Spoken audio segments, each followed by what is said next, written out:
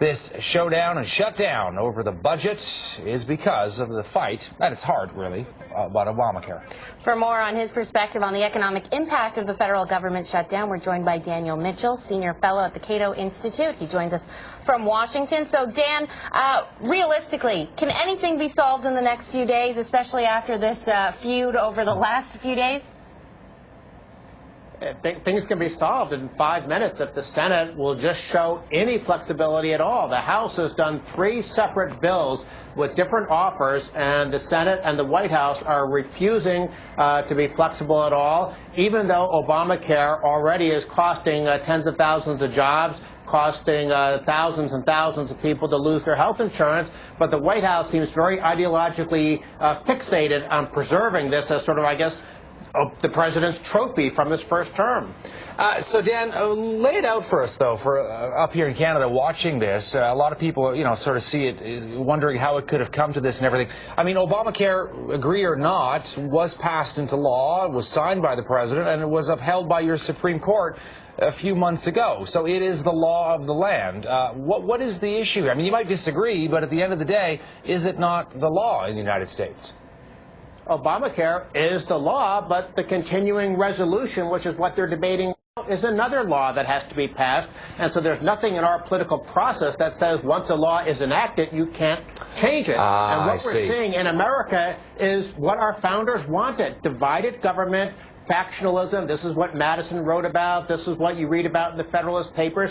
Our system is based on separation of powers, precisely because our founders thought these kinds of fights would keep politicians so busy they couldn't do things to hurt the country. And Dan, what do you say to those? Because you argue that the White House and the Senate aren't budging, but there are a lot of people in the U.S. who would say the opposite, that the House isn't being realistic here. It's a Republican-led House, and even within their own party, there's a lot of disagreement as to what should be done. So what do you say to those who say, no, it's the Republicans that aren't being realistic?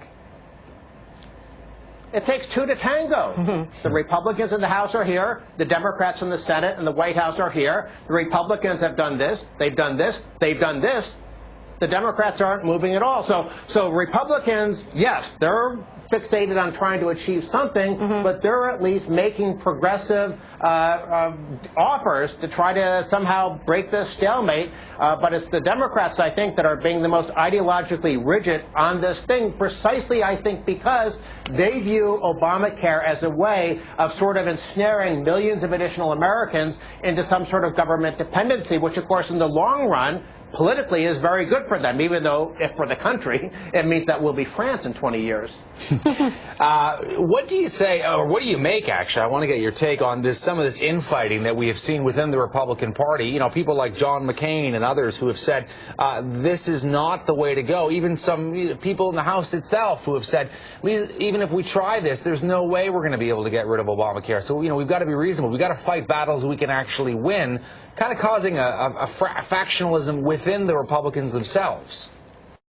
2 things to keep in mind. First, there was exactly this kind of factionalism inside the GOP back in 1995 when we had that other government shutdown fight, and Republicans wound up winning, at least from a policy perspective, that fight. We had a 4-year period of government growing very slowly. We went from a big deficit to a big surplus, and yet there were Republicans at the time who were carping and complaining. The other thing to remember is the American media tilts very heavily to the left, and so they're not reporting on the Democrats who don't like the fact that they were forced to vote in the Senate to keep the special exemption for politicians. Okay, but I'm not sure if history would agree with what you said, because the Republicans last time around, a number of people suggesting that the Republicans didn't win, especially in light of the fact that the next election, Clinton won by a landslide. Republicans picked up 2 Senate seats in 1996 after the shutdown fight, and they kept all but 9 of their massive landslide wins in the House of Representatives in the 1996 election. So I think Republicans at least held their own politically, but I'm a think tank guy. I really don't care about the politics. What matters to me is that the government shutdown in the 1990s paved the way for much better fiscal policy that reduced the burden of government spending. That's what I want to see. I don't want to see political victories. I want to see the United States being saved from becoming a decrepit, bankrupt welfare state. And we're seeing in Europe the path that we're on, what will happen if we keep on the current path. Yeah, that's right. You mentioned the example of France just a couple of minutes ago, and I want to touch on something that you said before we go. You said, there is this concern about maybe some Republicans are not worried this is not going to function, Obamacare, but in fact, it might function all too well. Voters might really like it, and it might end up helping the Democrats as people sign up for this health insurance. What's your take on that? It's not whether it'll function well. I mean, let's look at, say, of agriculture. It's a morass. It's a corrupt way of funneling money to big agribusiness. So it doesn't function well, but you still have special interests who get hooked on that heroin of government dependency and handouts. So I don't think Obamacare is going to function well either today or 5 years from now. But I do think, however incompetent and clumsy the government is at trying to run the healthcare system, they will manage to get some people dependent on government, and that creates a terrible flypaper effect where it's very hard for people to climb the economic ladder when government is weighing them down. Daniel Mitchell with the Cato Institute. Really appreciate getting your viewpoint here on the show. Great to hear you. Thank you.